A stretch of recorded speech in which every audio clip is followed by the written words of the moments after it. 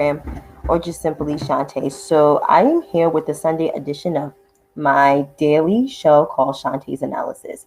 You could catch it on I got something on my neck. You could catch it on YouTube, via YouTube or Periscope Monday through Friday, and Instagram at 10:30 on Fridays. So here it goes. I'm here with the stuff. So I'm just going to pull it up of COVID-19 because we are still suffering from COVID. So let me just get those data figures out for you guys.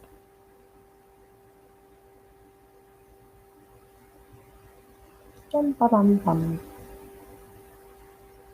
right. So according to the Johns Hopkins website, the global confirmed cases in 188 countries is 39,885,071, and the global deaths is 1,112,558. U.S. confirmed cases is 8,151,973, and the death toll is 219,669. So by tomorrow morning, we be at 220. Now, here in the U.S., there's some top 10 cases here for coronavirus.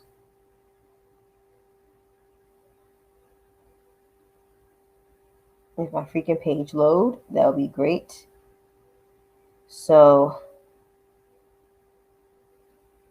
California has 877,963 cases of COVID-19. Texas has 867 cases. 867 and 913 cases. Florida has 755,012. New York has 489,016. Illinois has 348,842. Georgia has 326,080. North Carolina has 246,116. Arizona has 231,149. Tennessee has 229,126. And New Jersey rounds out that top 10 with 221,802. And yes, we still have no national plan. We still don't. And of course, the COVID super spreader in chief is still doing his rallies. There is a debate that's supposed to happen by this week. So it's going to be interesting, and it's going to be hosted by Kristen Walker. So I want to know how that's going to play out. So we have to look forward to that. But in the meantime, I want to get into the daughter-in-law of Donald Trump, which is Laura Trump. She was on CNN State of the Union with Jake Tapper, and I have a clip of that exchange on my page. And she came out her face, and she got checked by Jake Tapper himself. So here is some parts of this clip. As deputy digital director, I see everything that is said about and to her online. Every single time the president does this at a rally, the violent rhetoric towards her immediately escalates on social media. It has to stop. It just has to. Don't you think that the president should tone it down when talking about people about whom there have been literally threats against their lives in this very, very heightened time? Well, gosh, I would like to show people my social media and the threats against me, the threats against my children. When you have members of, the Democrat Party coming out and telling people, get in their face, go harass them. I mean, this is not just on one Joe side. Joe Biden isn't saying things like, look, anything against you or your family or your children is horrible, detestable, and I condemn it right now. And if there were any Democratic politicians that were, throwing fuel on the fire, I would say, tone it down. Why aren't you toning it down? But I don't look at threats based on what party are the recipients. And my question is, shouldn't everybody just tone it down, including your father-in-law? Well, look, he wasn't doing anything, I don't think, to provoke people to threaten this woman at all. He was having fun at a Trump rally. And quite frankly, there are bigger issues than this right now for everyday Americans. People want to get the country reopened. They want to get back to work. Not only are we trying to make it through a pandemic, but think about all of the cancers that have gone unaddressed. Think about the kids that aren't in school who use school to get their one meal a day. Sure, of course. There are issues at hand here that are bigger than just keeping everybody locked down. So I think people are frustrated. And look, the president was at a rally. It's a fun, light atmosphere. Of course, he wasn't encouraging people to threaten this woman. That's ridiculous. Well, I don't think lock her up is fun, but let's move on. Hi, cousin. By the way, my cousin. Hi, Elizabeth. I see you had to argue with some liberals. That's fine. You can always catch the replays.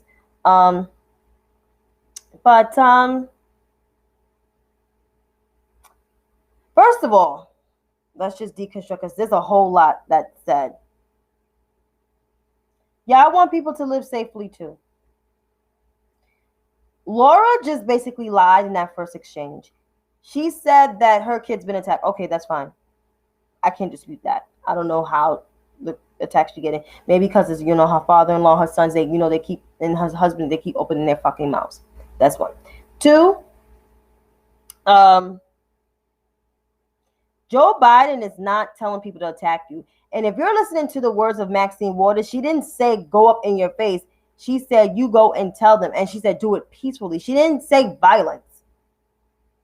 So I don't know where that comes from. And also, kids getting 1 meal a day at school. Kids get at least 2 meals a day at school. Don't know what school you sending your kids to that get 1 meal a day. But that's some bullshit. Okay? And people are not being locked down in their homes. Things are not fully open in full capacity because Gretchen Whitmer, like my governor, Andrew Cuomo, they're actually following the goddamn science to keep their people safe. To keep these same motherfuckers that were plotting to kidnap her, probably sexually assault her because, Gretchen Whitmer is not a bad looking woman. She's actually very pretty, a very pretty governor. And she's attractive. So they was probably going to sexually assault her and kill her. Because they look like the type. They look like the type that will stick their things in anything. See how they look. The guys that was going to kidnap her. They look pretty fucking gross. But, yeah. And it's not a joke when you're playing with somebody's life. Because she could have actually got harmed. Her family. She got children. Small children probably at that. Because she's not that old. So, this is why Trump has to go. Him and that whole nasty family. Here's another exchange from that same ass interview. In about 60 seconds. 4 different answers on whether or not he had tested for coronavirus before the first debate. You were at the first debate. Yes or no, did President Trump test negative within 72 hours of that first debate, as was required by the debate rules? I assume the answer is yes. I was not physically there with him, and I worked for the campaign, not in the White House. So okay. I'm giving you my honest answer. I do not know, but I assume the answer is that he tested negative. But you don't know I don't see why. You don't know for a fact. Why would the president knowingly test positive and go to a debate? I didn't say he did. We've been trying to get a straight answer for weeks as to when he... It's not a ridiculous question. He is the resident of the United States of America. We have to know about his health. He's unfortunately leading this country and leading it to a shithole at that. But he's still the leader of the free world. So pretty much is we have to know if he tests. And he could have infected the former vice president of the United States, who is the Democratic opponent.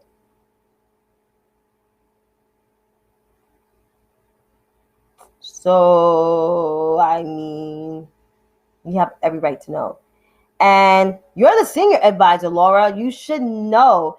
I mean, and not just only the senior advisor, you're the daughter-in-law of the resident of the United States of America.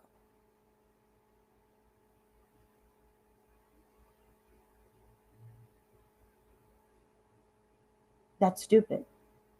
What kind of senior advisor are you?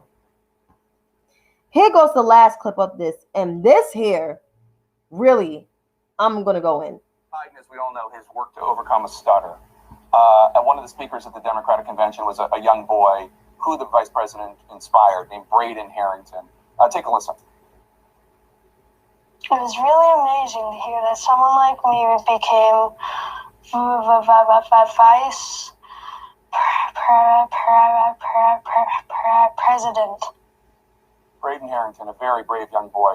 You made this comment earlier in the campaign about Joe Biden. Let's take a listen to that. Every time he comes on stage or they turn to him, I'm like, Joe, can you get it out? Let's get the words out, Joe. You kind of feel bad for him. How do you think it makes little kids with stutters feel when they see you make a comment like that? First and foremost, I had no idea that Joe Biden ever suffered from a stutter. I think what we see on stage with Joe Biden, Jake, is very clearly a cognitive decline. Okay. That's what I'm referring to. It makes me uncomfortable to watch somebody on stage search for questions. It's so amazing to me that try and figure out an answer. A cognitive decline. But when you're trying to tell me that what I was suggesting was stuttering, I had no idea, Joe Biden. Yeah, I think you were mocking his stutter, and I think you have absolutely no standing to diagnose somebody's cognitive decline. I would think that somebody in the Trump family would be more sensitive to people who do not have medical licenses, diagnosing politicians from afar. Plenty of people have diagnosed your father from afar, and I'm sure it offends you. Your father-in-law from afar, I'm sure it offends you.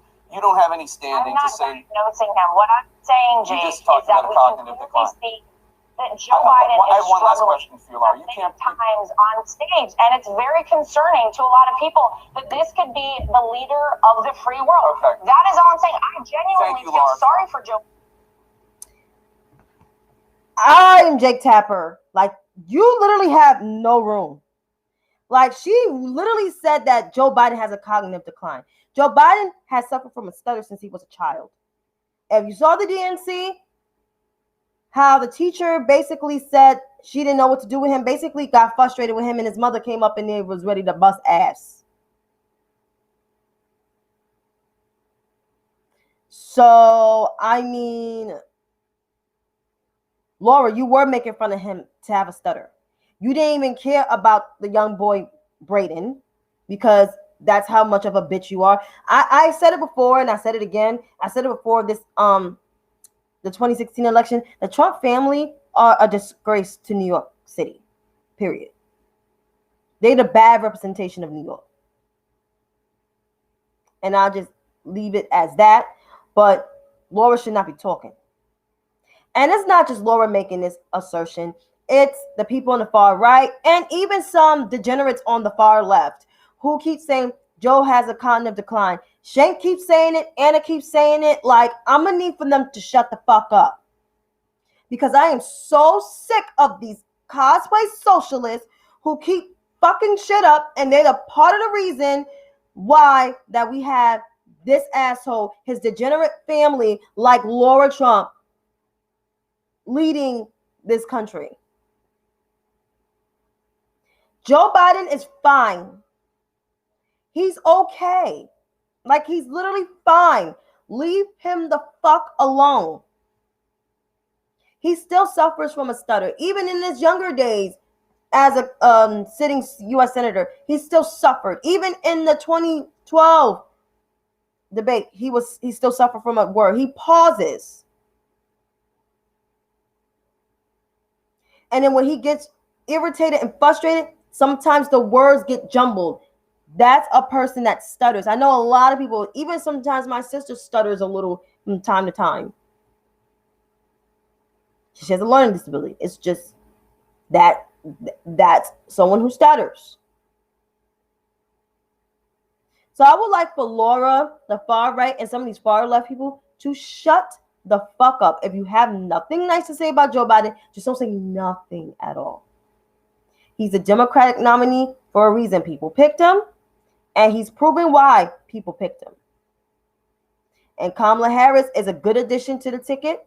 She stands like a leader, and that's what we need at this time because we have no leadership at this point. And it's all due to Donald Trump and his ego. The ego that he always tried to have, even as a New York businessman, and it always seemed to be epic fail. And I'll just leave it as that. As for these GOP members, I think I'm also sick of Ron Johnson. Ron Johnson. He is the senator from Wisconsin, the Republican senator from Wisconsin, he works my every nerves. So what happened is, I'll just play this for you because he was on Fox News. So I'm just going to play this clip.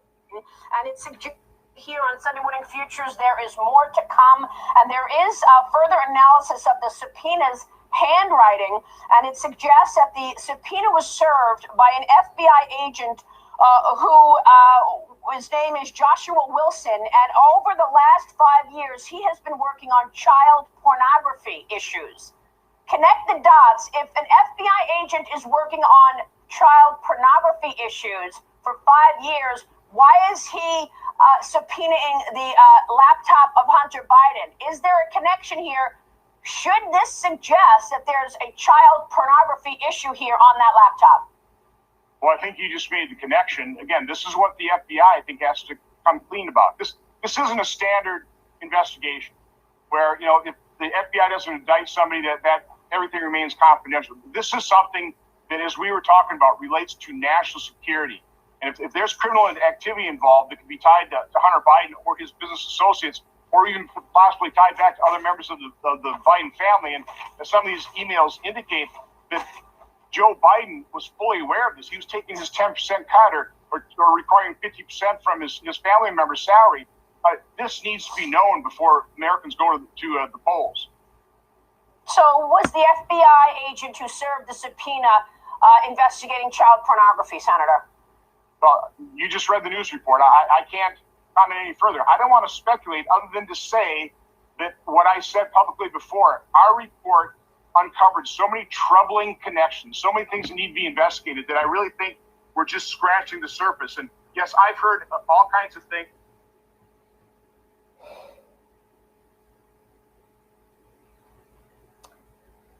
How is there child pornography on Hunter Biden's laptop?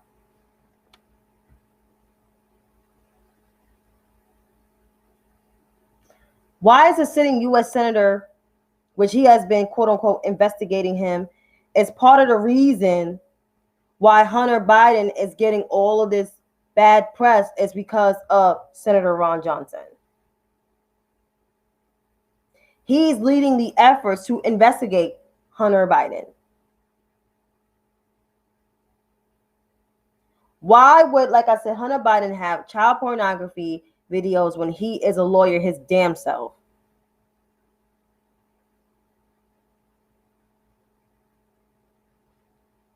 So one of the legal analysts from MSNBC said Ron Johnson is embarrassment.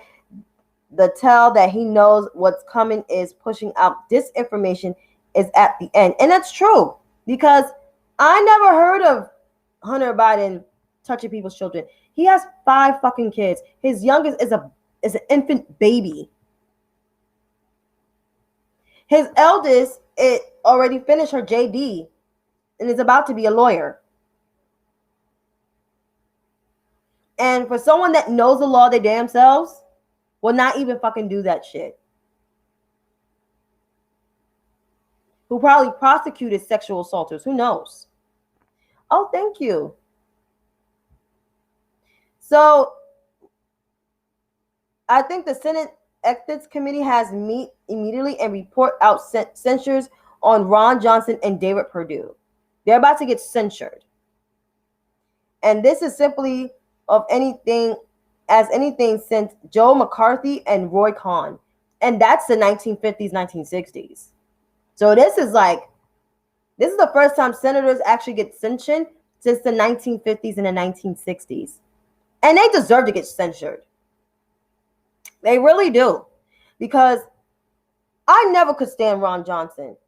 David Perdue didn't really make that much scenery because he's a non-factor, and he tried to make himself a factor by mispronouncing Kamala's name when you work with her on the budget committee. But Ron Johnson's always been a little teething asshole. He led the efforts in the Senate to investigate Hunter Biden. Why y'all mad at Hunter Biden? Hunter Biden never worked for government, never got a job through his father from government. It's already been debunked. He never got a job at Verizon through his father when when Joe Biden was the vice president of the United States. Then, so like, why investigate him? Because he's fine as hell. He's an accomplished lawyer and a philanthropist. While the first sons are con artists and fucking beaver-looking ass liars.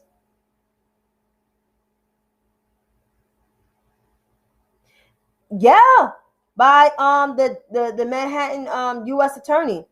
And that U.S. attorney office, they don't fuck around neither. They lock people up. And how that is, those investigations is happening because Donald Trump purposely left that U.S. attorney seat open because all those investigations are about him and his family and his businesses. His business has always been bad. I said this, I preached this like years ago.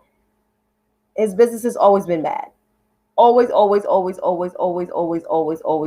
bad. But these Republicans are reaching and just reaching for terribleness. Just absolute shitfulness, you know? So I just need to know what his election date is when he's getting Ron Johnson, when he's up, because he should be up for re-election.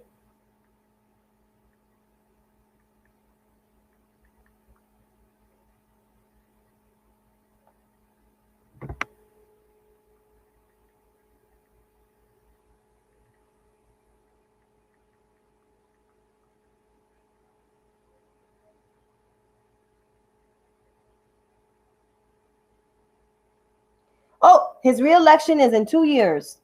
So Wisconsin, if you're listening, please do not re-elect Ron Johnson. I repeat, anybody from Wisconsin, if you're out there, please do not re-elect Ron Johnson. Or better yet, Ron Johnson may not have no job after this year. Who knows? So I'll just leave it at that. But